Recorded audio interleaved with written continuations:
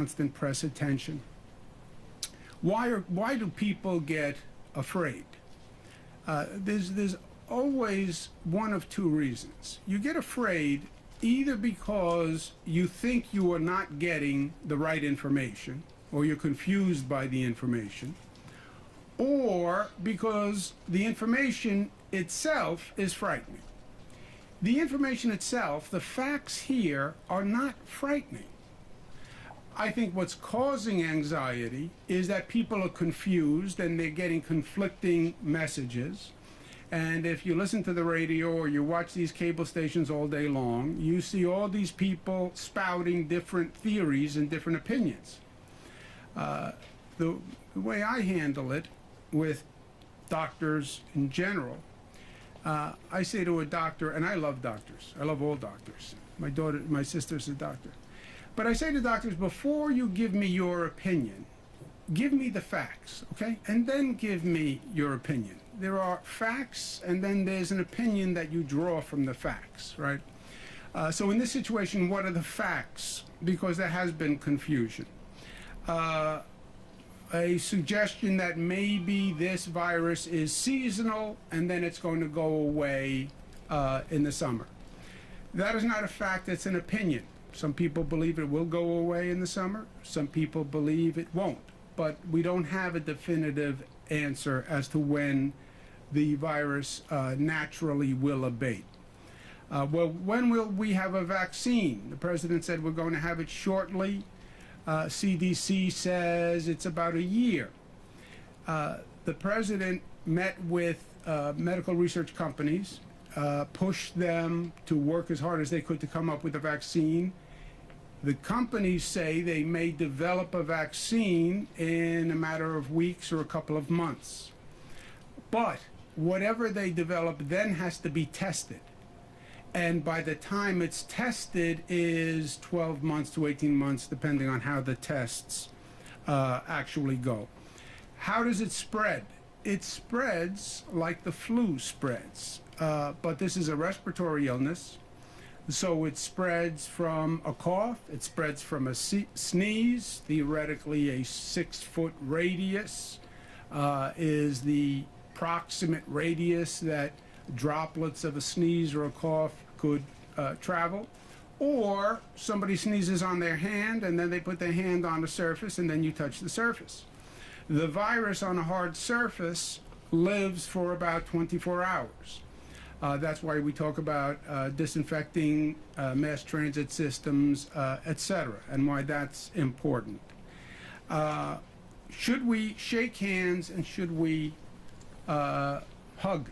We just bumped elbows in this meeting, which is a different kind of feeling, frankly, and a different look. Every flu season, Dr. Zucker recommends to me that I tell people they shouldn't shake hands and they shouldn't hug. I have never followed his advice personally nor professionally, and I have never said to the public, oh, it's flu season, you should not shake hands and you should not hug. I have two issues with that. Number one, I'm in elected office. I shake hands for a living. That's what I do. Number two, I'm from Italian-American heritage. I'm a hugger. I'm a big hugger.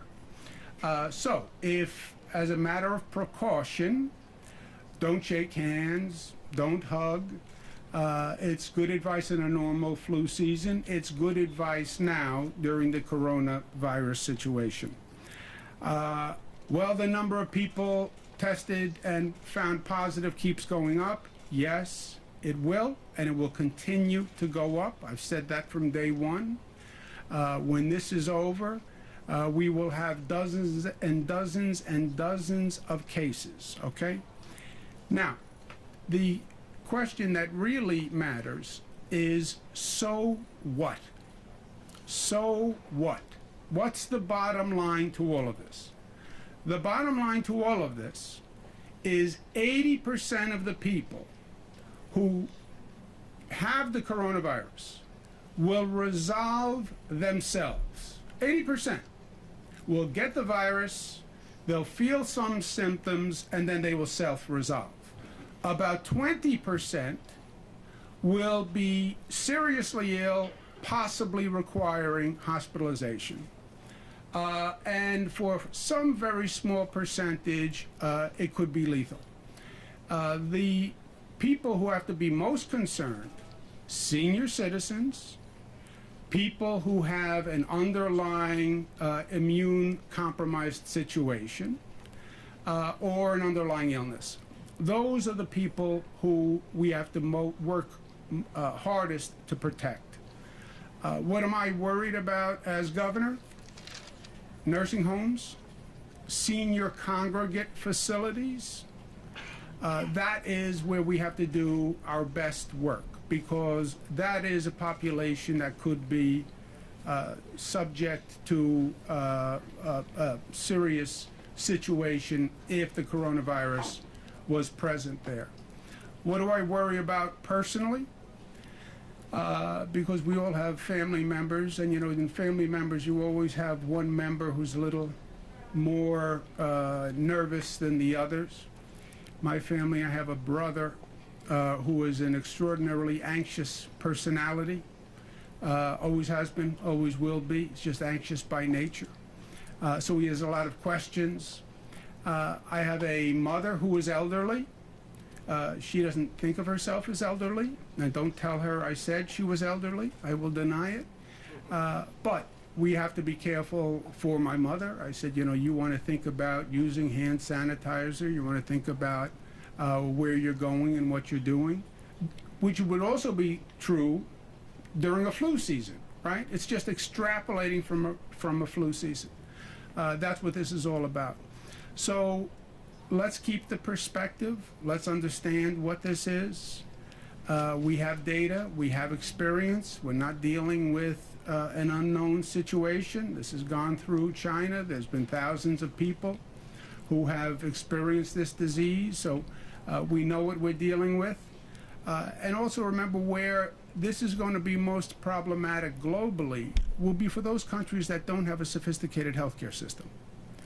Luckily, in this country, and certainly in this state, we have the most sophisticated healthcare system probably on the globe. So we're coordinated, we're on top of it, we're diligent, but we also have to keep it all in focus. With that, let me turn it over to County Executive Laura Curran, and then you'll hear from County Executive Steve Ballone. Thank you. Governor, thank you very much, and thanks for being with us again on Long Island. We really appreciate it, and I also want to thank you for the reassuring tone. Our job today and always is to reassure the public by giving the facts.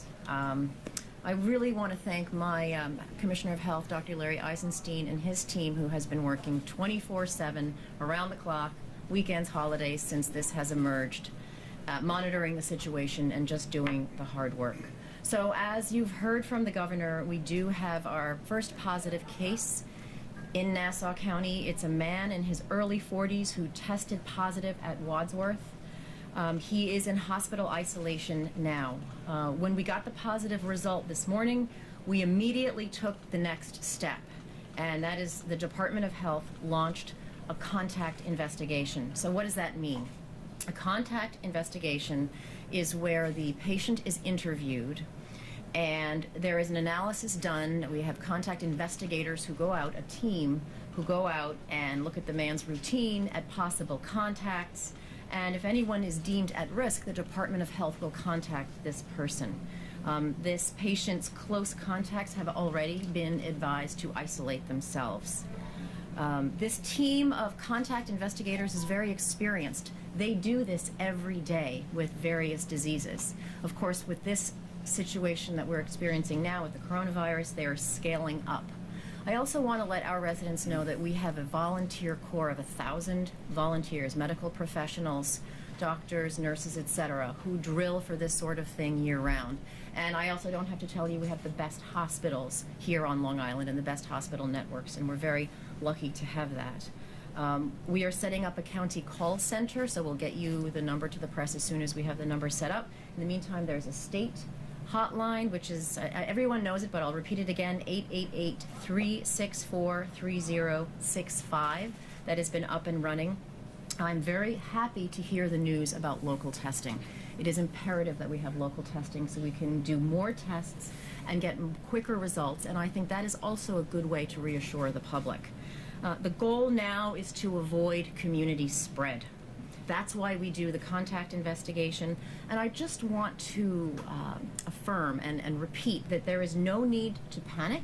If you live on Long Island, you can go about your daily routine, your normal behavior, but please take care of yourself. Wash your hands, do the elbow bump. That's what we do when we met each other. Usually when I meet the governor, we have a little kiss on the cheek, a little handshake, but now we're doing this everywhere we go. So keep doing that. I'm also heartened by the emergency powers that the governor has now, that we can get the help and the resources that we need to the county. So thank you again. Thank you, County Executive. County Executive Stephen Ballone. Thank you, Governor. It's good to be here. Usually when we're gathered at the Long Island Welcome Center, there's a massive blizzard outside. That's occurring. I'm not sure this is better. But I want to thank the governor for his leadership on this issue once again. And of course, as County Executive Curran said, his calming tone and reassurances to the public, because I think that is the most important thing we need to do here. I can tell you that we have been in close coordination with the state health department. I want to thank Dr. Zucker and his team from the very beginning here. Our health commissioner, Dr. Piggott, and his team are doing an outstanding job. We are currently monitoring a number of individuals, about 15. There are 3 under investigation for being tested, essentially. Right now, we do not have a confirmed case in Suffolk County at this point. But obviously, we understand, as the governor mentioned, the testing is happening. That is likely to happen at some point. What we want the public to know is, obviously, we are ready. We have been working on this from the very beginning. There are a number of things we're doing. Yesterday, for example, we briefed all of the superintendents. Our health department and our emergency management team briefed all of our school districts yesterday. Today, we conducted a tabletop exercise for all of our emergency management team, health team, in coordination with the state. Tomorrow, we'll be briefing East End fire chiefs and departments, conducting a briefing for the county legislature as well. And so these are the things types of things that we have been doing, we'll continue to do. I want to thank all of our health leaders here that are convened for the great work that they do each and every day. But we're seeing the excellence that we have in this region in terms of our healthcare system really shine in a crisis like this. So I want to thank them as well. And finally, thank the governor again for really stepping forward and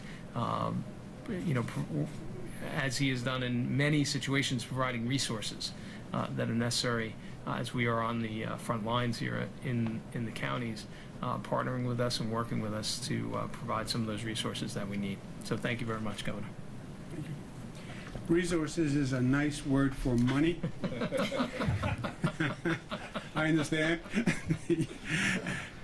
Thank you to all of our colleagues, and thank you to the county executives, not just for these comments, but for the partnership. And we have an extraordinary partnership. And Steve is right. We've been in this building many times dealing with emergencies, weather emergencies, and the like, and we've handled them all well. It's just getting through it and getting through it with a minimum amount of pain, and that's what we have to do here once again. Again, questions? Where did you say this patient is currently? In a hospitalized in Nassau County. Can you be any more specific? Nope. What town? And about any idea how he contracted the virus? I'll ask Dr. Zucker. I say we don't know yet, but it's community spread. There's no travel. Originally it was related to travel that we were looking at, but this is community spread. Can you say what he does for a living? Don't know. Or where he lives? No. You know, we have to balance here what the public needs to know, but there's also significant privacy concerns on an individual's health, so that's the balance we're trying to reach. The students from study abroad programs, I've heard that they may be coming to Long Island. Can you elaborate on that at all? We are bringing back the SUNY and CUNY students who are study abroad programs in the first two tiers of the countries that have an issue with coronavirus. They will come back. They will be quarantined for 2 weeks, 14 days. We're working now on where they're going to be. Preferably, they're going to be in SUNY dorms, depending on the situation, but we're working through the logistics right now. Can you say, Governor, how many people connected to the Long Island man have been quarantined, and or are they? That's what they're working through now. The investigation, as it's called, really is an interview, asking the person where they've been, who they've been in contact with, and then tracing it back, and that's going on now. The fact that his illness is community-based, is that a greater concern? No, you're going to see more and more of that. You know, this is mathematics and reality, right? Mathematics in that one case leads to another case, and the more you test, the more you will find. We're increasing testing capacity. We're testing people who we believe may have been subjected to the virus. So you're going to have a high probability and an expanding universe. So the number of positives will go up by definition. Community spread will go up by definition because not everyone was in China. And someone comes back, they were infected, they infected someone else, that person infected someone else. So you will, by definition, see an increase in the community spread, an increase in the number of positives. We said from day one, when we started this, well, it's the first case, the second case, the third. I said, this is all pointless. There's going to be dozens and dozens and dozens before this is done. Just by math, by probability, you will have a significant number of people infected. We have to stop focusing on how many people are going to be infected. Many, many people will be infected. The question is then, so what does that mean? Well, what does it mean that many people get infected with the flu? Today we have 15,000 people in hospital beds in this state with the flu. 15,000 with the flu. The flu can be deadly. Senior citizens, people who have a compromised immune system, people who have an underlying illness. People will die from the flu. That same group is the same group that we are watching for the coronavirus. Now, even look at the data that we know in this state. We have about 22 cases. Only a few of them are hospitalized. Well, how can that be? Because the other ones, the 80% that self-resolve, some feel minor symptoms, they're at home. Without medical care, at home, with symptoms, and they're in isolation, but they're at home. Some are feeling better, some are feeling worse, but they're not hospitalized. The ones who are hospitalized tend to be underlying illness, senior citizens. The gentleman in Westchester had an underlying respiratory illness. So the facts of what we're seeing in New York fit the general fact pattern also, right? What was the underlying illness for the Long Island patient? I don't think we can say. And could you say how long does it take to get results back from the time you test for the virus? About a day and a half. Last one, you said his condition is improving. What is his status currently? He's improving. He was not in the intensive care unit, and he's improving. Many people, as the governor mentioned, will have symptoms. They'll resolve on their own. They'll be home. Sometimes you require a little extra support, a little respiratory support, a little oxygen, and then you get better. Your lungs heal, and you get better. If the man has children or a wife or significant other? We're investigating all of that, and that's part of the epidemiological investigation that we're doing. Whether he lives alone? And all of that's part of what we're doing. Washington State closed some school districts. Is that a decision that would be made school-wide or county level or superintendent level? Schools make that decision on a local basis. Some schools in the state have closed. Some schools in the state always close during flu season because they want to disinfect the school during flu season. So again, you know, we're looking at everything now as if this is a first case scenario. Many of these things we go through during the normal flu season. Also remember, we went through the H1N1. We went through SARS. We went through a measles outbreak. We went through Ebola. Ebola is a much, much more dangerous condition than what we're talking about here with coronavirus. I mean, Ebola, the mortality rate was very high. So that was a truly frightening and difficult situation. That is nothing like what we're talking about here. Can you help explain, when you're interviewing people who have come in contact with, say, this man from Long Island, who should self-isolate? Is it the person who's sitting next to him at work? Is there a way to sort of draw that line? So there's two parts. One is the issue of individuals who obviously have symptoms and there's concerns, and others are close contacts. And so one always asks, what is a close contact? Well, if you're living in the house with someone, that's a close contact. If every day you commute to work with the same person for an hour out on a highway, like the LIE, right, that'd be a close contact. And so that's how we work this through, and this is where the experts and the teams that go out there to do this investigation identify all of that. Where you see close contact in a non-medical sense, if you're riding in a car with someone for a period of time, right, because it's respiratory. So if you're riding in a car, if you're living in a home and you're in the same room with a person for a period of time, it's that type of exposure that tends to communicate the disease. In terms of community spread, does that mean you're not sure who he was in contact with who could have transmitted the virus? That's correct, versus travel. But you can't trace it back to the initial travel person. Anything else? Thank you very much, guys. Thank you.